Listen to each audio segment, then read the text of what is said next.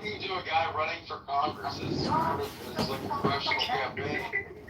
Yeah, but I'm a first crisis actress, so that's why we're doing. Well, see, this is what happens when women don't have accountability for what they say. Like, dude, I'll talk about it's not gay if you don't make eye contact. Like, what are you talking about? I think if you have sex with a man that's gay, whether or not you make Well, I mean, if you change one tire, you're not a mechanic, but if you suck one cock, you're a faggot for life. Please shut the fuck up.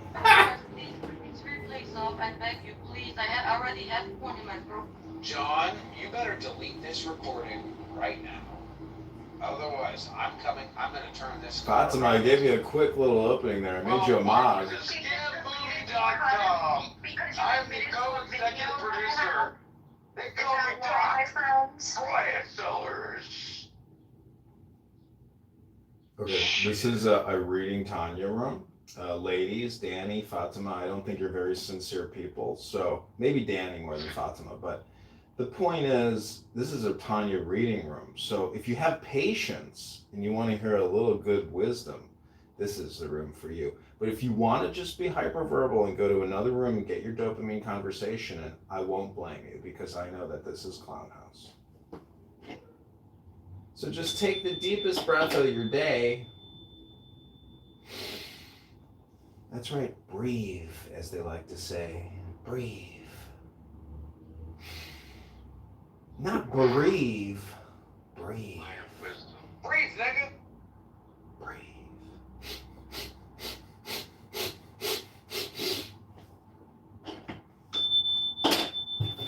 Okay, hopefully this will help you get to Shemaim. Connect with Hashem. This is called... I am a flower. Let's see here. This is called Perceiving the One. The vitality of God manifests as divine will, intuitive wisdom, rational understanding, and integrative knowledge, and is clothed in Torah and spiritual practice. This vitality is called Queen, and the outermost mother, and the Shekhinah, from the verse, and I will dwell among them. Just as sunlight makes it possible for us to perceive the sun, so Shekhinah, as Torah and spiritual practice, makes it possible for us to perceive the One. These are the subnotes. Just as the vitality of the sun is its rays of light, so the vitality of God is the continual rising and falling of Yesh and Ayin. Yesh and Ayin. Form and emptiness. Form and emptiness. Form and emptiness. Chokmah, Bina, and Da'at. Through the contemplative study of Torah, you discover the inner meaning of the practices, informing your actions with intention, kavanah. I think it's interesting how that Supreme Court Justice, his last name is Kavanagh or whatever, Kavanagh, and hence revealing the unity of all worlds in God. He's Kavanaugh. This is Kavanagh. This is my English gematria jokes. But thank you for correcting that. Sorry. Damn, Norma, you fucked it up. No. I'm making a joke. It was a good joke. I got what you were saying. I was going along with what you're going. Go ahead, Dad. Okay, Matronita, Aramaic for queen. See, I don't know the Hebrew pronunciation, so it's nice that Elmore was here. Matronita, Aramaic for queen, where the king is often hidden and austere. The queen embraces her people and is found among them, offering comfort and love. God, as king, is the sun, consuming all in its fiery core. God, as queen, is the sunlight that makes life and living possible. That's interesting. Just as the rays of the sun take the sun to the outermost reaches of space, so the Divine Mother takes the power of God into the furthest reaches of the Sitra Achra, the other side. Exodus 25:8. If the sun dwelt in our midst, we would be consumed in deadly flame. If sunlight did not dwell in our midst, we would be consumed by deadly ice. God's nature, Father and Mother, King and Queen, transcendent Yahweh, and the immanent Shekhinah, is perfectly suited for life in all dimensions. The purpose of Torah and mitzvot, instruction and practice, is to provide us with a way of living that softens the intensity of God's light in order to bring life-giving light to self and other. The Alter Rebbe is not interested in the annihilation of this world by plunging it into the center of the sun, but in the hollowing of this world by bathing it in life-giving light.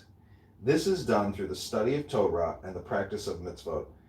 Torah, read properly, reveals the reality of God in, with, and as all reality. Mitzvot, done properly, translates this revelation into acts of justice and compassion. That's called Perceiving the One by Rabbi Shneur Zalman. That literally sounds like a maze to me. A maze?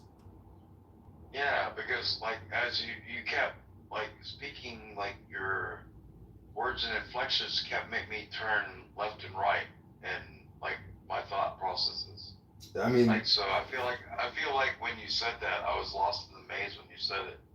well, my friend had a room open yesterday called Taoism. What, do you even know what it is? I'm telling you, this is like yin and yang, because the yesh and ein, the form and emptiness, continual rising and falling, continual rising and falling. It's basically breathing.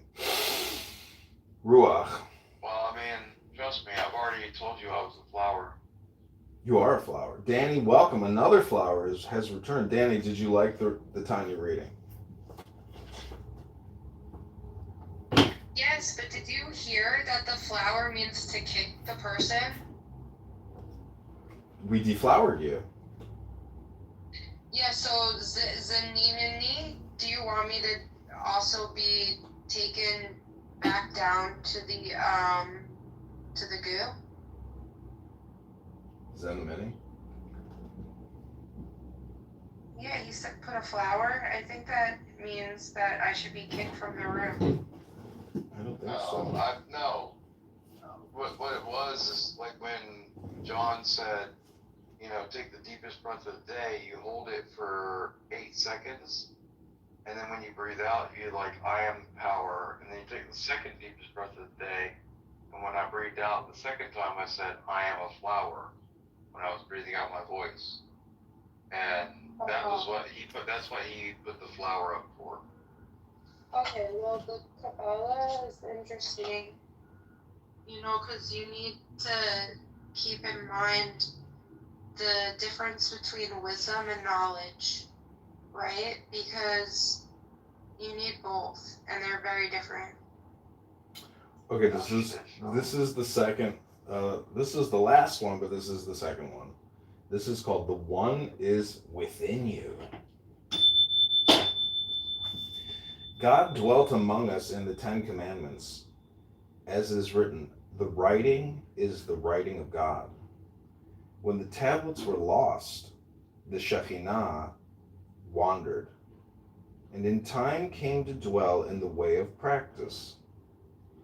This is why when you study Torah, the Shekhinah is with you.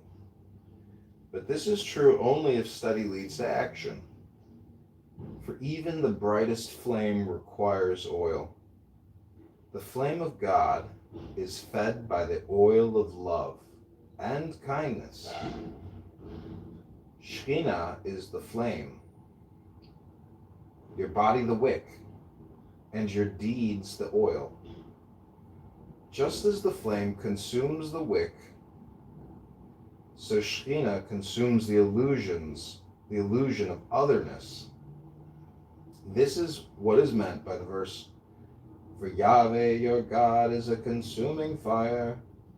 This is the last note. Here we go. Wait, did you just say the Petra thing? The Petra thing? What do you mean?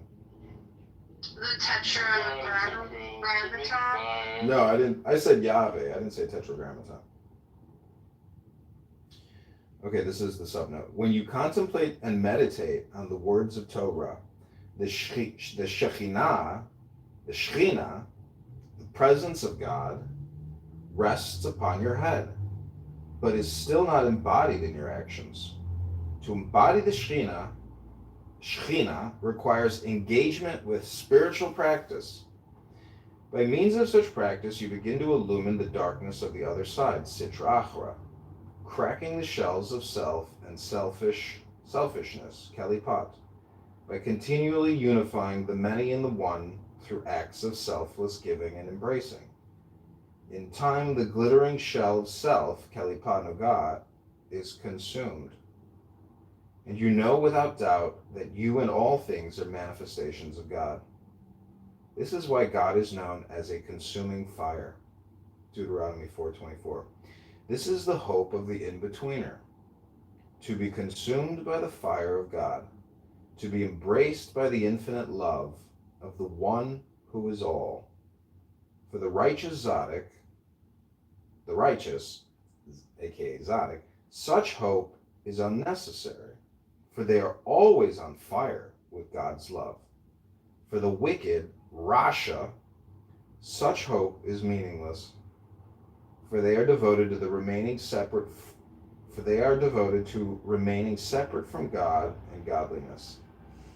Only to the Benoni, the in-betweener, does such hope speak, for hers is a life of yearning, channeled through the discipline of the Spirit. If you wish to take up the path of the in-betweener, know you are taking up a great work, a work upon which the well-being of all worlds depends.